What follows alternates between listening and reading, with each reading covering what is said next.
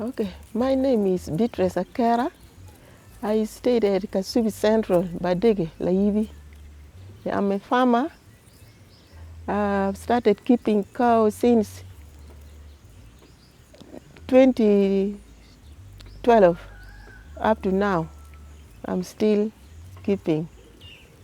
I got a cow from my fellow in a group, a person. Okay, I'm a widow. My husband died 2010. He left behind 6 children. It has helped me. They grow, and there are 3 graduated, 3 they're going to university this year. Other children stop me taking milk from their mothers, but mine, it is just different. They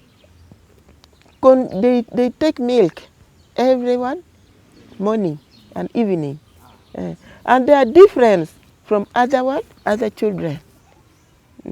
Even their mind is different.